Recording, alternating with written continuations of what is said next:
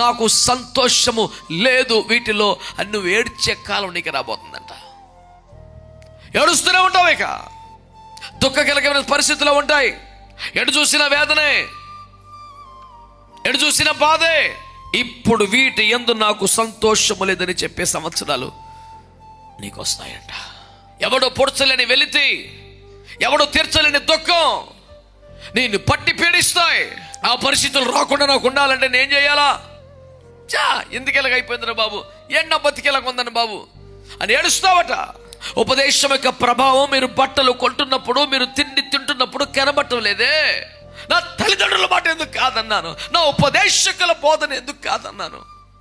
నాకే అన్ని తెలుసన్నట్టుగా, నాకే అన్ని వచ్చనట్లుగా, నాకు పర్వాలేదు అన్నట్టుగా, పరిస్థితులు భవిష్యత్తు నా చేతిలో ఉన్నట్లుగా, నేను దేన్నైనా నాకు అనుకూలంగా మార్చుకొనగలిగినంత శక్తి సామర్థ్యాలు నాకున్నాయి అన్నట్టుగా ఎందుకు వీలయ్యాను రా బాబు నేనని ఏడు చేస్తున్నాడు. రేపొద్దు నీకు ఆ పరిస్థితి రాకూడదని ప్రభు ఈరోజు నీతో మాట్లాడుతున్నాడు. దేవుని ప్రజలారా, మీరు ఎక్కడ ఉండి మాటలు వింటున్నారో, ఆకాశమందుండు దేవుడు, దహించు అగ్నిని దేవుడు, ఎంత మాత్రము నిర్దోషిగా ఎంచక దేవదూతలలో కూడా లోపములు కనుగొనగలుగుచున్నటువంటి అగ్ని వంటి నేత్రములు కలిగిన, లోకమందంతన సంచారము చేస్తున్న నేత్రములు కలిగిన దేవుడు అంటున్నాడు, అతి త్వరలో ఒకవేళ మార్పు చెందకపోతే, సరి చేసుకోకపోతే, శుద్ధీకరించుకోకపోతే, తిరిగి దేవుని కవగిటికి చేరకపోతే, ఏర్పాటులో, ప్రణాళికలో, సంకల్పంలో అమర్చబట్టానికి నిన్ను నీవు అప్పగించుకోకపోతే నాకు సంతోషము లేదు వీటిలో అని నువ్వు ఏడ్చే కాలం నీకు రాబోతుందంట. ఏడుస్తూనే ఉంటావు, ఇక ఉద్యోగం ఉంది, కుటుంబం ఉంది, జీతం ఉంది, ఆస్తులు ఉన్నాయి, కానీ వీటి యందు నాకు సంతోషం లేదు అని నువ్వు బాధపడతావంట. దుఃఖ కలిగిన పరిస్థితులు ఉంటాయి. ఎటు చూసిన వేదనే, ఎటు చూసిన బాధే. ఆ పరిస్థితి రాకముందే నీ సృష్టికర్తని జ్ఞాపకం తెచ్చుకో, దేవుని ప్రేమను జ్ఞాపకం చేసుకో, దేవుని ఏర్పాటుని జ్ఞాపకం చేసుకో, దేవుని పిలుపుని జ్ఞాపకం చేసుకో, రక్షణ సంకల్పాన్ని జ్ఞాపకం చేసుకో, ఏరి కోరి పిలిచి ముద్రించిన దేవుని ఆత్మను జ్ఞాపకం చేసుకో, నీకు నేర్పించిన ఉపదేశాన్ని జ్ఞాపకం చేసుకో, నీ ఎడల తనకున్న సంకల్పాన్ని బయలుపరిచిన వాగ్దానాలను జ్ఞాపకం చేసుకో. ఒకే మాట నేను చాలా తీవ్రంగా పదే మీ దృష్టికి తెస్తున్నాను. అదేమంటే, ఇప్పుడు వీటి యందు నాకు సంతోషము లేదని చెప్పే సంవత్సరాలు నీకు వస్తాయంట. డబ్బులు వస్తుంటాయి, పోతుంటాయి, జనం వస్తుంటారు, పోతుంటారు, నీకు మాత్రం సంతోషం ఉండదంట. ఎవడో నింపలేని శూన్యం, ఎవడో పొడ్చలేని వెలితి, ఎవడో తీర్చలేని దుఃఖం నిన్ను పట్టి పీడిస్తాయి.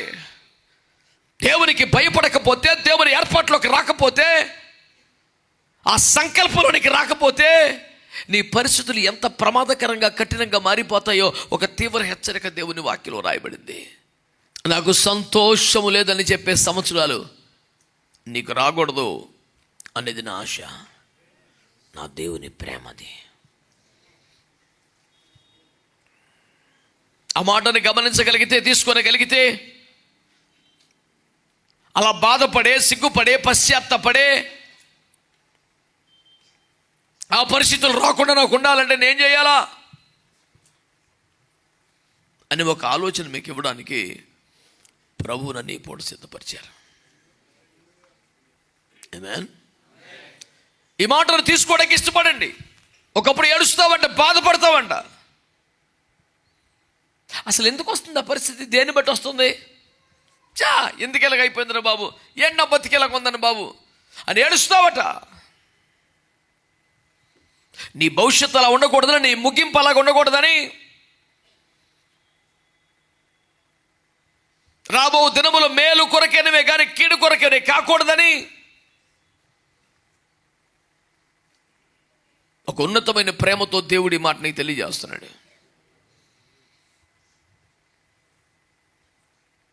ఇప్పుడు వీటి యందు నాకు సంతోషం లేదని చెప్పి బాధపడే ఒక పరిస్థితి ఎందుకు వస్తుంది? 2-3 సంఘటనలు మీకు జ్ఞాపకం చేస్తాను పరిశుద్ధ గ్రంథం నుంచి. ఒకసారి చూడండి. సామెతల గ్రంథం 5వ అధ్యాయం. అయ్యో, ఉపదేశము నేనెట్లు త్రోసివేసి తిని, నా హృదయము గద్దింపు నెట్లు తృణీకరించెను. నా బోధకుల మాట నేను వినకపోతిని, నా ఉపదేశకులకు నేను చెవియొగ్గలేదు. మహామేధావి, మహానుభావుడు, మహా తెలివైనవాడు, ఇంతకన్నా తెలివైనవాడు భూమి మీద లేడని యేసుప్రభువే చెప్పాడు. ఎవరు ఆయన పేరేంటి?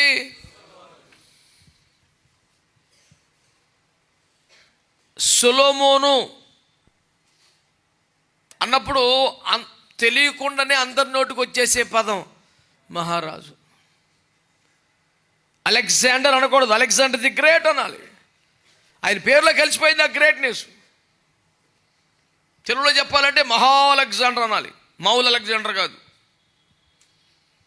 అలాగే సొలొమోన్ పేరు చెప్పాలంటే సొలొమోను మహారాజు. అతనికి వచ్చినని భాషలు ఇంకెవరికి రావని చెప్తారు చరిత్రలో. చివరికి పక్షుల భాష తనకు వచ్చట. అతను ఒక దగ్గరకు వచ్చని పక్షుల్లాగా మాట్లాడితే పక్షులను వచ్చి ముచ్చట్లు చెప్పేవాట. చరిత్రలో ఆయన గురించి అట్లా రాస్తారు. వాటి భాష దేవుడికి అర్థమైద్ది అంటారు చూసారా. అలాంటి అరుదైన ప్రత్యేకతలున్న మహా జ్ఞాన సంపన్నంలో, జ్ఞాన భాండాగారములలో ఒకడు సొలొమోను అంటారు.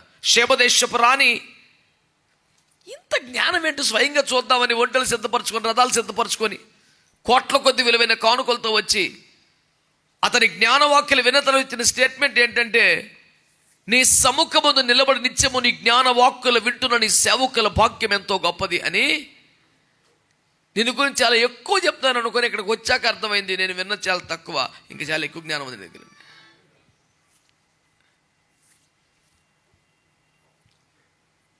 కనుక దేవుని వాక్యమును బట్టి నేను మీకు జ్ఞాపకం చేస్తున్న సంగతి గుర్తుపెట్టుకున్నారా? ఇంతటి మహాజ్ఞానం కలిగిన పెద్ద మనిషి జ్ఞానమంతా నా దగ్గరే ఉంది అనే అతిశయం వచ్చిందో మరి ఏమిటో తెలీదు. ఇంకొకరు నాకు సలహా ఇచ్చేదేంటి, నేనే ప్రపంచానికి జ్ఞానం నేర్పుతున్నాను కదా అనిపించిందో మరి ఏమిటో. అమ్మకైనా నాన్నకన్నా నాకన్నా ఎక్కువ తెలుసా? వాళ్ళు సాధారణ మనుషులు, నేను మహాజ్ఞానిని అనుకున్నాడో ఏమో. లేకపోతే తెలివుంటే ఏదైనా మేనేజ్ చేయొచ్చు అనుకున్నాడో ఏమో. ఏం జరిగిందో తెలియదు. కానీ ఒక రోజున భయంకరంగా ఏడుస్తున్నాడు. ఏమని? అయ్యో, నేను ఉపదేశం ఎట్లు త్రోసి వేసి ఒక దైవ సేవకుడిగా, దేన సేవకుడిగా నా బిడ్డలందరి విషయంలో నాకున్న దుఃఖం అదే. ఉపదేశాన్ని వింటున్నారు, ఉపదేశాన్ని సంతోషిస్తున్నారు, ఉపదేశములు బట్టి చప్పట్లు కొడుతున్నారు, ఆమేన్ అంటారు, ప్రైజ్ ది లార్డ్ అంటారు. ఉపదేశం అంటే మా సంఘమే, ఉపదేశం అంటే మా అయ్యగారు చెప్పాలంటారు. కానీ ఉపదేశమును గుండెల్లోకి తీసుకోవట్లేదే. ఉపదేశము యొక్క మార్పు మీ శరీరం మీద కనపడటం లేదే. ఉపదేశం యొక్క ప్రభావం మీరు బట్టలు కొంటున్నప్పుడు, మీరు తిండి తింటున్నప్పుడు కనబడటం లేదే.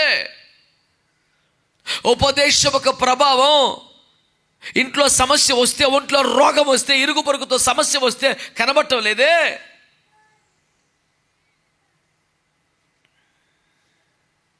దేవుడంటే ఇష్టమే, కానీ రక్షణ పొందారు చూశారు కొందరుమంది. అలాగే వీళ్ళు కూడా ఉపదేశం అంటే ఇష్టమే, కానీ ఉపదేశం లోపటికి రారు.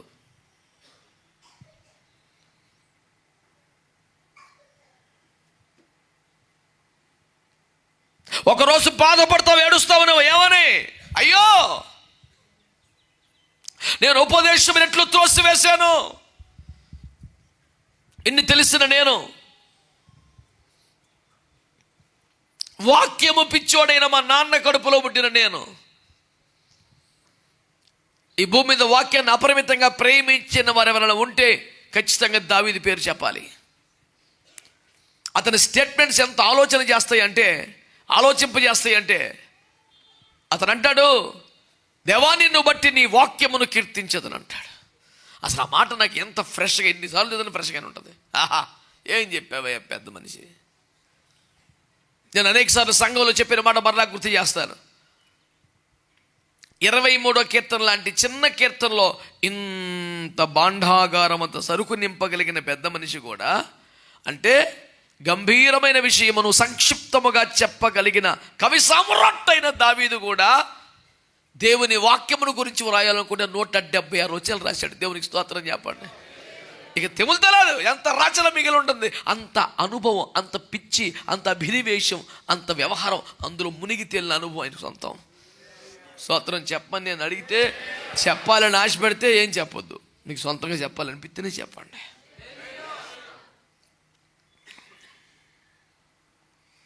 వాక్యములో మునిగి తేలిపోయిన జీవితం సార్ అయింది. దివారాత్రములు ధ్యానించే రకమాట. పగలత్తమని చదివి సాలేరు బాబుకి నీసం వచ్చేస్తుందని పడుకున్నాక పగలత్తమని చదివి గుర్తొస్తే దాన్ని ధ్యానించి ఆహా కొవ్వు మెదడు దొరికినట్టుంది. పేనానికి ఎప్పుడు ఆగి ఉంటుందంట? నిద్ర పెడితేనంట. దావీదుకి నిద్ర పెడితే కాదంట, పగలత్తమను చదివి ప్రార్థనలు చేసి, ఏది 3 సార్లు ప్రార్థన 7 సార్లు ఆరాధన కాకుండా గ్యాప్ అంతా వాక్యం చదవటమే. ఇక చాలే, పగలంతా వాక్యంతో సరిపోయింది, హాయిగా పడుకుందామంటే పడుకుంటే కూడా ఈ చదివిన వాక్యమే గుర్తొస్తుంది. కొంతమంది ప్రార్థనలో కళ్ళు మూసుకోగానే ఏమేమో ఎందుకు కనపడుతున్నాయి, ఏసు రక్తం ఏం చేయం, ఎందుకు కనపడతాయి? పొత్తుకొకరు చూసేది సీరియల్ సినిమాలు దైత్రం అంతా చూసి ప్రార్థన ఎత్తే, మరి కళ్ళు మూసుకుంటే కళ్ళు తెరిచినప్పుడు ఏం చూసావో కళ్ళు మూసుకుంటే అయ్యే కనపడతాయి. ఇది టాప్ సీక్రెట్, ఏసు రక్తం చేయం. నువ్వు అన్నీ సొత్తం అని ఇది కూడా తగ్గుద్ది. నా అనుష్ఠాపుగా ఈ బొట్టనలు అరిగిపోతుందో కూడా గెంటేసి ఇక ప్రార్థనలో మోకరించేసరికి ప్రభువానికి స్తోత్రం అంటే ఆ సైతాన్ని కళ్ళ ముందుకు వస్తుంది. రక్తం చేయం అని మళ్ళీ స్తోత్రం అంటే పిల్ల సైతం ఇంకోటి వస్తుంది. నువ్వు అసలు ఆ లోటు తగ్గితే తిప్పలు పోద్దుగా. నేను కనిపెట్టిన పెద్ద పాయింట్ ఏం కాదు, ఆదికాండలో ఉంది. యాకోబు గారు అంటే గొర్రెలు చూలు కట్టే వేళ అవి నీళ్లు తాగుతున్నప్పుడు వాటి ముందు కర్రలకి పై పొర తీసి చారలు కనపడేలాగా పెట్టాడంట. వాటిని చూస్తూ నీళ్లు తాగుతూ వాటిని చూస్తూ చూలు కట్టిన సమయంలో వాటి లోపల గర్భస్థ పిండాలు కొనే పిల్లలంటికి చారలు గొర్రెలు పుట్టింది అంటే భూమి మీద అక్కడలే వేసి రక్తం ఇచ్చి చారలు గొర్రెలు ఉంటాయండి ఎక్కడన్నా. దానికి ఎంత బిసిపోయినట్టు బాబు. అదేంటిది కౌన్ బనేగా కరోడు పోతే లాస్ట్ ప్రశ్న పోతే మొత్తం పోతే అన్నట్టుగా ఆపేశారు. వచ్చిన కాడికి ఇచ్చే నీళ్ళు పోతా అంటే బీజుపోబాకండే ఏకీపించాలా, ఉత్తర పశ్చిత్రం ఉండాలా, చూడకూడదు. దేవునికి స్తోత్రం కలుగునగా. హల్లెలూయా. ఎంత పిచ్చాడా పెద్ద మనిషికి వాక్యం అంటే. అసలు నాకు ఇంకో మాట నచ్చుద్ది ఆయన దగ్గర. అతను అంటాడు, ధర్మశాస్త్రమందు ఆనందించు అంటే ఆజ్ఞల్లో ఆనందించడం, వాగ్దానాలు ఎవడి మీద ఆనందించడం. నీకు తోడుగా ఉన్నానంటే హల్లెలూయా, నువ్వు చేయని సఫైలు మగలు amen praise the lord I receive. దాంట్లో ఎవరికైనా హ్యాపీయే. ఆజ్ఞలు ఎవడు ఆనందించేది? ఆజ్ఞలు అంటే రూల్సేగా, ఇటు ధర అటు చూడగా అట్లా. ఆహా, ఆజ్ఞ ఇచ్చినప్పుడు నువ్వు కఠినాత్ముడుగా కనబడుచున్నావు. ఐఎమ్ సారీ మై జీసస్ అనాలి కదా. ఆజ్ఞ ఇచ్చినప్పుడు నువ్వు నిర్మలుడుగా కనపడదు అంట. ఎట్ట కనపడుతున్నాడు ఆ మనిషికి? నేను దావీదులో పరకాయ ప్రవేశం చేసి దావీదులోని చేసుకోమని చూడాలనిపిస్తుంటాను. తప్పుడప్పుడు నాకు ట్రై చేస్తుంటారు. కొంచెం నిద్రటి సాగు కదా ఎలాగో నాకు దేవునికి స్తోత్రం. సరే ఈ ఫీల్ ఎట్టొచ్చింది మనోడికి అసలు. ఆజ్ఞ ఇచ్చినప్పుడు నువ్వు ప్రేమగల దేవుడివే, కానీ ఆజ్ఞ ఇచ్చినప్పుడు మాత్రం చాలా కఠినంగా పోలీసు వాళ్ళకి కనపడుతున్నావు. హల్లెలూయా. అందం అనిపిస్తుంటుంది నాకు ఒక్కోసారి. కానీ దావీదు అన్నాడు, ఆజ్ఞ ఇచ్చినప్పుడు నిర్మలుగా కనపడుతున్నావు, నీ ఆజ్ఞలను నేను ఆనందిస్తున్నాను. ఆహా, ఎంత గొప్ప ఆజ్ఞ ఇచ్చావు. ఆజ్ఞ గొప్పగా ఉందా? ఆజ్ఞ కష్టంగా ఉంటుంది కదా. ఇవన్నీ ఎందుకు చెప్తానంటే వాక్యం పిచ్చాడు. వాక్యం అంటే పిచ్చి ప్రేమ, ఆజ్ఞలు అంటే చాలా ఇష్టం. ఓ దైవజనుడు దావీదు పశ్చాత్తాపన గురించి పాట రాస్తూ అంటాడు, నాకతి ప్రియమగు నీ ఆజ్ఞలను ఎరిగినే వింతగా మీరితి. అక్కడ రాసిన పదం నాకతి ప్రియమగు నీ ఆజ్ఞలు. వాగ్దానాలు ప్రియమా, ఆశీర్వాదాలు ప్రియమా, ఆజ్ఞలు ప్రియమా? అరుదుకుంటారండి భక్తులు అట్లాంటి వాళ్ళు. డూస్ అండ్ డోంట్స్ రూల్స్ ఏమైనా ఇష్టపడతాడండి. ఇప్పుడు దేవుని పక్కన పెట్టి కాసేపు దైవజనులు తీసుకుందాం. పలానా దైవజనుడు చాలా గొప్ప, చాలా మంచి దైవజనుడు అనాలంటే దేన్ని బట్టి అంటారు? ప్రేమిస్తే అంటారు, ఆదరిస్తే అంటారు, ఓదారిస్తే అంటారు, ఏమైనా ఇస్తే అంటారు. కానీ పొద్దుగూకులు రూల్స్ పెడితే శాదస్తపడి దొరికాడు మా పేనానికి. కూర్చుంటారు వాళ్ళు, కూర్చుంటారు వాళ్ళు, ఎట్టంటాడు తగలబడ్డాడు మా పేనానికి. యేసు ప్రభువా ముందు తను మార్చను ఆయన.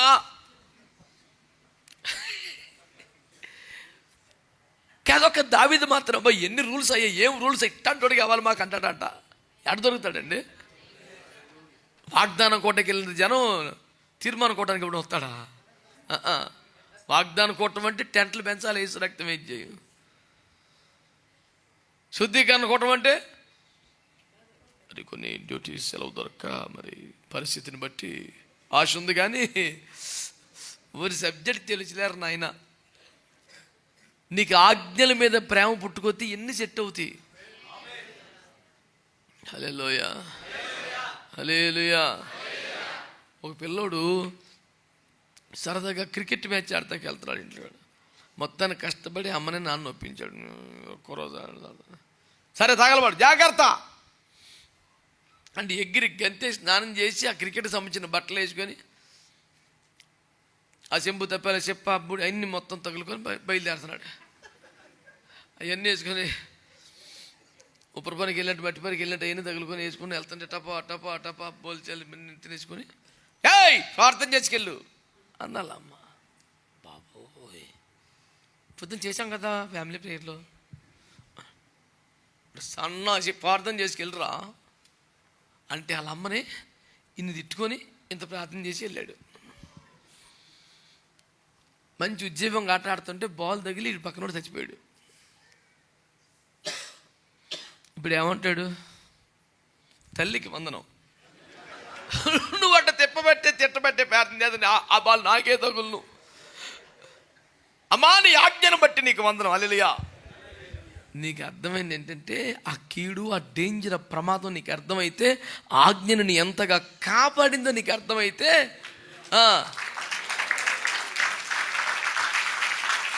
సర్లే వెళ్ళి ఆడుకో అన్న మాట కంటే ప్రార్థన చేసుకున్న మాటలో ఎక్కువ బలం ఉందని నీకు అర్థమైంది. అప్పుడు ఇది పెరలేదు అనుకో, ఆడుకో అన్న మాట నచ్చుద్ది, ప్రార్థన చేసుకున్న మాట నచ్చదు. ఇంతకుమంది ఆడుకో బ్యాచ్యా ప్రార్థన చేసుకో బ్యాచ్యా, ఏ గుంపులో ఉన్నావో ఎరిగి తెలుసుకో. ఇట్లాంటి పాటలు రావు. మళ్ళీ నేను చెప్పే మాటకు అర్థమవుతుందా? టన్నుల కొద్ది జ్ఞానం ఉందంటే ఈ మనిషికి. ఏం పేరు ఆయన పేరు? సొలొమోను. ఇదిలో కూర్చొని బుడిద పోసుకొని గుండెలు బతుకుని ఎడుతున్నాడు. అయ్యో నేను ఉపదేశం ఎట్లు త్రోసివేశాను, నేను ఎంతకెంత బుద్ధిహీనంగా ప్రవర్తించాను, నా తల్లిదండ్రుల మాట ఎందుకు కాదన్నాను, నా ఉపదేశకుల బోధన ఎందుకు కాదన్నాను, నాకే అన్ని తెలుసన్నట్టుగా, నాకే అన్ని వచ్చనట్టుగా, నాకు పర్వాలేదన్నట్టుగా, పరిస్థితులు భవిష్యత్తు నా చేతిలో ఉన్నట్లుగా, నేను దేన్నైనా నాకు అనుకూలంగా మార్చుకొనగలిగినంత శక్తి సామర్థ్యాలు నాకున్నాయి అన్నట్టుగా ఎందుకు వీలయ్యాను రా బాబు నేనని ఏడు చేస్తున్నాడు. రేపొద్దు నీకు ఆ పరిస్థితి రాకూడదని ప్రభు ఈరోజు నీతో మాట్లాడుతున్నాడు.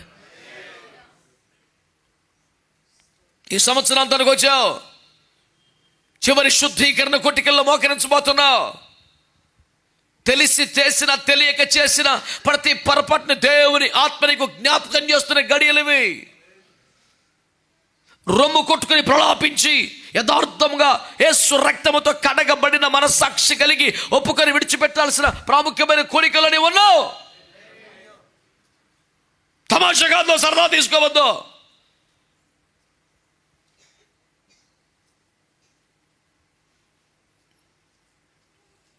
ఉపదేశాన్ని త్రోసివేసిన సందర్భాలను బట్టి బాప్తీసం పొందు అనగానే బాప్తీసం కోసం పరిగెత్తుకొచ్చావు. పరిశుద్ధాత్మను పొందంటే ఎందుకు పక్కన పెడుతున్నావు? ఆత్మ కోడికలకు రావద్దా? శుద్ధీకరణ కోడికలు రావద్దా? స్తుతి ఆరాధనలో పాలు పొందొద్దా? వయసు అయిపోతుంది, ఇంకా ఆత్మతో నింపబడకుండా, అభిషేకాన్ని పొందకుండా, అన్ని భాషల్లో మాట్లాడకుండా, రాకడొస్తే ప్రాణం పోతే ఏ కేటగిరీలో నిలబడతావు? ఇన్ని సంవత్సరాలు నీ భక్తి, ఇన్ని సంవత్సరాలు నీ ప్రయాస నీకు నిష్ఫలముగా మారిపోయి తక్కువ ఫలితాన్ని ఇస్తే యుగ యుగాలు ఇక్కడ ఇబ్బందులు పడటం ఎందుకంటే ఈ కొంత గడి దాటేస్తే ఇంక ఇబ్బందులు ఉండదు కదా అనే ధైర్యమే కదా ఓర్చుకుంటున్నావు. మరి అక్కడికి వెళ్తే అక్కడికి ఇంకెప్పుడు నెక్స్ట్ ఇంకెప్పుడు ఛాన్స్ వస్తా నీకు? ఒకని పని కాలిపోతే అది వానికి నష్టము, నిత్యము నష్టమే. రిపేర్ చేసుకుంటాక లేదు, రెస్టోరేషన్ ఛాన్స్ లేవు.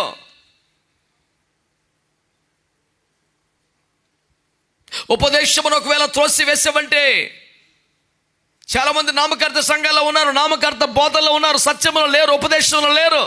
దేవుని కృపను బట్టి నువ్వు ఉపదేశంలోకి వచ్చావు, ఉపదేశంలో ఉంటున్నావు, ఉపదేశాన్ని విని ఆనందిస్తున్నావు. కాదు, ఉపదేశాన్ని తీసుకోవాలి, ఉపదేశాన్ని లోపల నరనరాలు ఇంకిపోవాలి.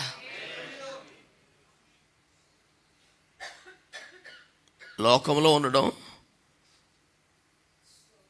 క్రైస్తవ్యంలోకి రావడం, ఉపదేశంలోకి రావడం, ఈ మెట్టు మీదకి రావాలా?